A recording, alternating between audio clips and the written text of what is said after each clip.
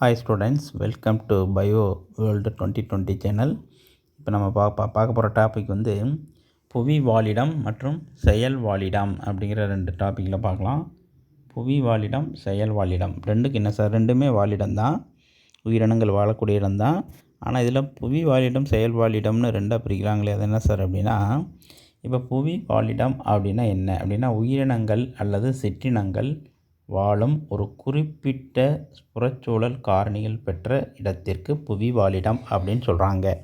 இப்போ வேறு ஒன்றும் இல்லை, உங்களுக்கு வந்து ஒரு எடுத்துக்காட்டு சொல்லணும்னா புரியும். இப்போ வந்து மீன் இருக்குதுன்னு வச்சுங்க. மீன் வந்து எங்கே வாழும்? தரையில் வாழுமா, தண்ணியில் வாழுமா? தண்ணியில் தான் வாழும். அப்போ அந்த குறிப்பிட்ட புறச்சூழல் காரணிகள் பெற்ற அப்படின்னா என்ன அர்த்தம்? குறிப்பிட்ட புறச்சூழல் காரணி என்ன அர்த்தம்? நீர் அப்படிங்கிற ஒரு காரணி. சுற்றுச்சூழல், அந்த புறச்சூழல் என்னது? புறச்சூழல் காரணி என்னது? நீர் அப்படிங்கிற ஒரு குறிப்பிட்ட புறச்சூழல் காரணியில் அந்த உயிரினம் வந்து அல்லது அந்த சிற்றினம் வந்து வாழ்ந்தால் அந்த இடத்துக்கு பேர் புவி வாழிடம். அப்போ மீன் எங்கே வாழுது? நீரில் தான் வாழுது அப்படின்னு சொல்கிறோம் பார்த்தீங்களா? அதுதான் புவி வாழிடம். ஆனால் ஒரு குழுமத்தின் சூழலுக்கு, குழுமம்னு என்ன அர்த்தம்? ஒரு குரூப். அதுக்கு என்ன சொல்கிறாங்கன்னா உயிரி நில அமைவு அப்படின்னு பேர். ஒரு குழுமம்னா இப்போ நீரில் வந்து உயிர் வாழக்கூடிய மீன் மட்டும் இல்லாமல் இப்போ நீரில் இருக்கக்கூடிய மற்ற விலங்கு, ஒரு திமிங்கலமாக இருக்கட்டும் அல்லது நீர்வாழ் தாவரம், அந்த ஒரு குளத்தில் இருக்கக்கூடிய தண்ணியில் இருக்கக்கூடிய தாவரமாக இருக்கட்டும் அல்லது கடலில் இருக்கக்கூடிய சில தாவரங்கள், அந்த தாவரங்கள் எல்லாம் சேர்ந்து ஒரு குழுமம், எல்லாம் ஒன்று சேர்ந்தால் குழுமம். அந்த சூழலுக்கு என்ன செய்கிறாங்க? உயிரி நில அமைவு. உயிரினாலும் எடுத்தோம், அதில் தாவரம், விலங்குகள் எல்லா இனங்களும் வந்துடுதா?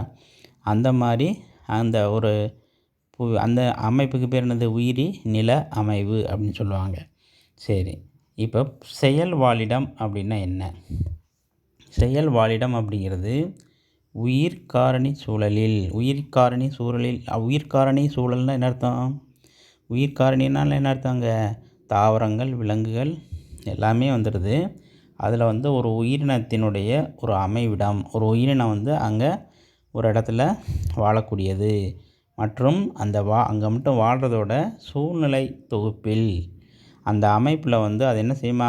வினையாற்றுறது, செயல்பாடு. அதுக்கு அந்த சூழ்நிலையோட, அந்த சூழ்நிலை தொகுப்பில் வினையாற்றுதல், அதாவது அதோட என்ன பண்ணுது? ரியாக்ட் பண்ணுது. அந்த மாதிரி இந்த அமைப்புக்கு பேர் அந்த உயிரினத்தினுடைய செயல் வாழிடம் அப்படின்னு சொல்கிறாங்க.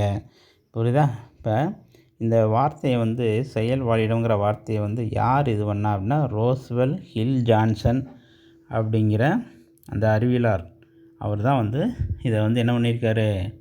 இவங்களுக்கு உருவாக்குனார். ஆனால் உருவாக்குனது தான் அவர், ஆனால் இதை வந்து கையாண்டவர் யார்? இதை கிரைனல் அப்படிங்கிறவர் இந்த சொல்லை கையாண்டார். சரி, இப்போ இந்த சொல்லை வந்து ஒரு உயிரினத்தின் வாழிடம், செயல் வாழிடம் ஆகியவற்றை மொத்தமாக சொன்னோம்னா அதுக்கு பேர் சூழ்நிலை அமைவு. வாழிடம், செயல் வாழிடம் ரெண்டும் சேர்ந்து அதுக்கு பேர் சூழ்நிலை அமைவு அப்படிங்கிறாங்க. இப்போ இந்த வாழிடம், செயல் வாழிடம் வேறுபாடு என்னங்கிறத பாருங்கள். ஒரு உயிரினம் அல்லது சிற்றினம் அமைந்திருக்கும் ஒரு குறிப்பிட்ட புவியிடம். குறிப்பிட்ட புவியிடம் நான் சொன்னேன் பார்த்தீங்களா? இப்போ குறிப்பிட்ட புவியிடம்னு என்ன அர்த்தம்? மீன் வந்து அந்த பூமியில் வந்து எங்கே தான் இருக்குது? நீர் நிலை எங்கே இருக்குதோ தண்ணியில் தான் வாழும் அப்படிங்கிறத சொல்கிறோம் பார்த்தீங்களா? அதுதான் வந்து அந்த உயிரினம் அல்லது அந்த சிற்றினம் அமைந்திருக்கும் ஒரு குறிப்பிட்ட புவியிடமாகும். செயல் வாழிடம்ங்கிறது பார்த்திங்கன்னா ஒரே சூழ்நிலை தொகுப்பு. ஒரு சூழ்நிலை தொகுப்பு அப்படின்னா அந்த இடத்துல வந்து பார்த்திங்கன்னா உயிர் காரணிகள், உயிரற்ற காரணிகள் எல்லாம் வந்து எல்லாமே இருந்திருக்கும். அங்கே தாவரங்கள் இருக்கும், விலங்குகள் இருக்கும், மற்றதெல்லாம் இருக்குன்னு வச்சுக்கோங்க. அதாவது உயிர் காரணிகள் இருக்கக்கூடிய ஒரு இடம், அதில் ஓர் உயிரினம் பெற்றிருக்கும் செயலிடம். அதில் வந்து ஒரு குறிப்பிட்ட உயிரினம் அங்கே இருக்குமா. ஸோ அது வந்து செயல் வாழிடம். இப்போ இதுக்கு எடுத்துக்காட்டு என்ன சொல்லலாம்னா, இப்போ வந்து வேடந்தாங்கல் இருக்குது. இப்போ வேடந்தாங்கல் அப்படிங்கிற வேடந்தாங்கல்னால் என்ன ஆகணும்னா பறவைகள் சரணாலயம்னு சொல்கிறோம் பார்த்தீங்களா?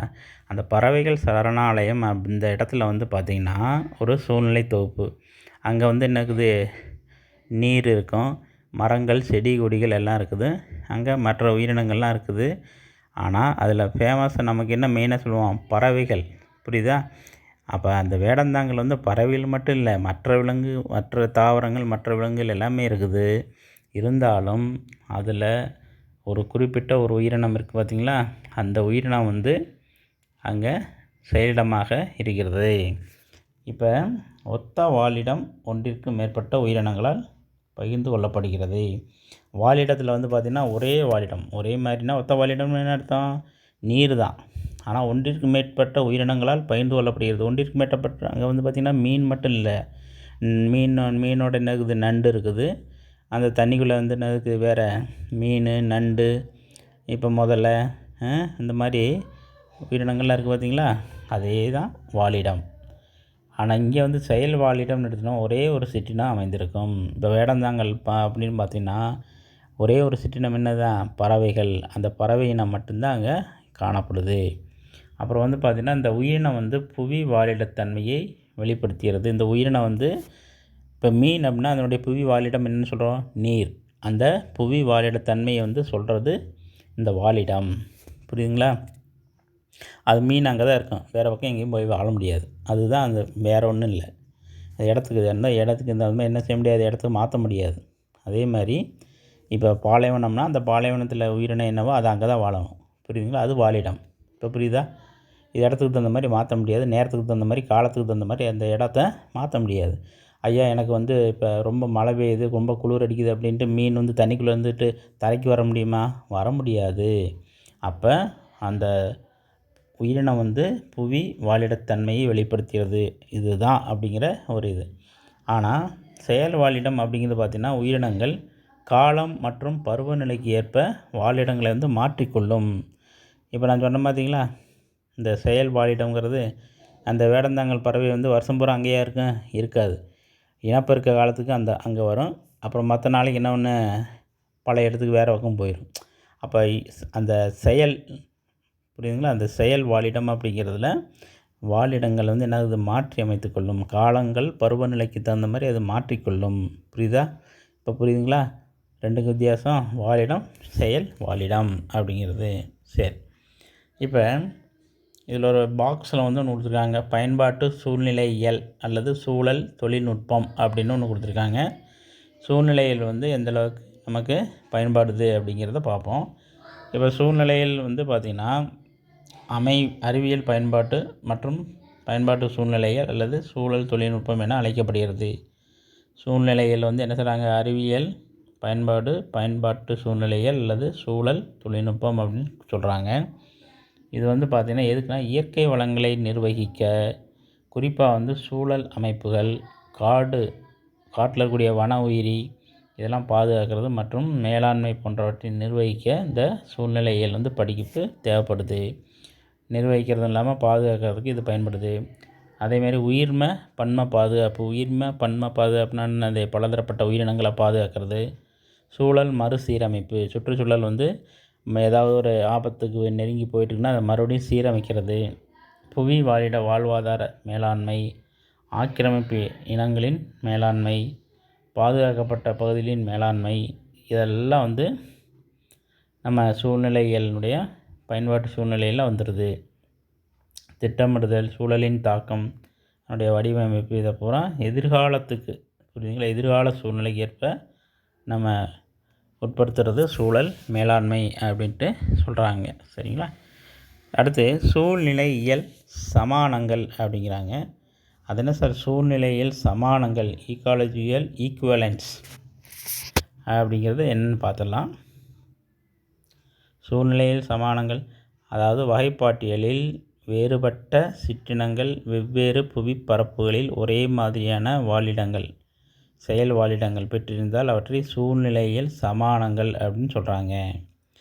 வகைப்பாட்டியலில் வேறுபட்ட சிற்றினங்கள், அதாவது வெவ்வேறு சிற்றினங்கள் வெவ்வேறு புவிப்பரப்புகளில் ஒரே மாதிரியாக வாழ்ந்த வாழிடங்களை பெற்றிருந்தால் அதுக்கு பேர் தான் சூழ்நிலையில் சமானங்கள் அப்படின்ட்டு சொல்கிறாங்க.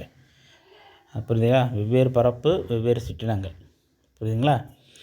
இப்போ வந்து பார்த்திங்கன்னா வேறு ஒன்றும் இல்லைங்க. இப்போ நம்ம என்ன செய்கிறோம்னா, ஒரு சிற்றினம், இப்போ நம்ம தக்காளின்னு எடுத்துக்கிறோம். இப்போ அதனுடைய சிற்றினம் வந்து நாட்டு தக்காளி, ஹைப்ரிட் தக்காளின்னு சொல்கிறாங்க. இப்போ நாட்டு தக்காளி ஒரு இடத்துல புவிப்பரப்பு ஒரு ஏரியாவில் வளரும். அந்த ஹைப்ரிட் வெரைட்டின்னு பார்த்திங்கன்னா அது ஒரு ஏரியாவில் வரும். அப்போ வெவ்வேறு பட்ட புவிப்பரப்பில் அந்த சிற்றினம் ஒரே அந்த வேறுபட்ட சிற்றினங்கள், இது ஒரு சிற்றினம், அது ஒரு சிற்றினம், அங்கே வந்து வாழக்கூடியது அப்படிங்கிறத அதில் கொடுத்துருக்காங்க. புரியுதா? சரி, இதில் எடுத்துக்காட்டுக்கு வந்து உங்களுக்கு ஒன்று கொடுத்துருக்காங்க பாருங்கள். அதுக்கு எடுத்துக்காட்டு சொன்னால் உங்களுக்கு ஈஸியாக புரியும். அதாவது இந்திய மேற்கு தொடர்ச்சி மலையில் இருக்கக்கூடிய சில தொற்றுத் தாவரங்கள், ஆர்க்கிட் சிற்றினங்கள் வந்து தென் அமெரிக்காவில் உள்ள தொற்றுத்தாவர ஆர்க்கிட்களிலிருந்து வேறுபடுகிறது. இந்திய மேற்கு தொடர்ச்சி மலையில் இருக்கிறது தொற்று தாவரம் தான், அதுவும் என்னது ஆர்க்கிட் தான், ஆர்க்கிட் தாவரங்கள் அப்படிம்பாங்க. தென் அமெரிக்காவில் இருக்கக்கூடிய தொற்று தாவர ஆர்க்கிட்ஸ் தான், ரெண்டுமே ஆர்க்கிட். ஆனால் எல்லாமே என்னது தொற்று தாவரங்கள் தான். ஆனால் அங்கே இருக்கக்கூடிய ஆர்க்கிட் சிற்றினங்களும் இங்கே இருக்கக்கூடிய ஆர்க்கிட் சிற்றினங்களும் என்னமா மாறுபடுது. புரியுதுங்களா? தொற்று தாவரங்கிற அமைப்பில் ஒன்று தான், ஆனால் ஆர்க்கிட்டுகள் என்ன ஆகுது, வெவ்வேறு சிற்றினங்கள் அங்கே வெவ்வேறு மாதிரி இருக்குது. அங்கே ஒரு மாதிரி இருக்கும், இங்கே ஒரு மாதிரி இருக்கும். குரங்கு தான்ப்பா, குரங்கில் வந்து பார்த்திங்கன்னா மனித குரங்கு சொல்கிறாங்கள்ல, மனித குரங்கு அப்படின்னு என்ன சொல்கிறாங்க, குறைவால் குரங்கு அப்படின்னு சில இதெல்லாம் சொல்கிறாங்கள்ல, அந்த மாதிரி வகைகள். அதே மாதிரி இன்னொரு எடுத்துக்காட்டு, மேற்கு தொடர்ச்சி மலையில் உள்ள புல்வெளி சிற்றினங்கள் அமெரிக்காவின் குளிர் பிரதேச புல்வெளி சிற்றினங்களிலிருந்து வேறுபடுகிறது. புல்வெளி தான், அந்த புல்வெளி வந்து பார்த்திங்கன்னா இந்திய மேற்கு தொடர்ச்சி மலையில் ஒரு மாதிரி இருக்குது, நம்ம அமெரிக்காவுடைய குளிர் பிரதேசத்தில் அந்த புல்வெளி வந்து பார்த்திங்கன்னா ஒரு மாதிரி இருக்கும். புவிப்பரப்பு வெவ்வேறு புவிப்பரப்பு, ஆனால் புல்வெளி தான். ஆனால் அங்கே ஒரு மாதிரி இருக்கும், இங்கே ஒரு சிற்றினம் ஒரு மாதிரியாக இருக்கும். புரியுதுங்களா? ஸோ அவை அனைத்தும் சூழ்நிலையில் புல்வெளி இல்லைங்க, எல்லாமே என்னது புல்வெளி தான், அதே இனம்தான். எல்லாமே முதல்நிலை உற்பத்தியாளர்கள் தான். இவை சூழ்நிலை தொகுப்பில் ஒரே மாதிரியாக செயல்படும். புரியுதா? சரி, இப்போ அடுத்த டாபிக் அடுத்த வகுப்பில் பார்ப்போம். இது வரைக்கும் வீடியோ நல்லா கவனிச்சிருப்பீங்க. ரொம்ப தேங்க்யூ.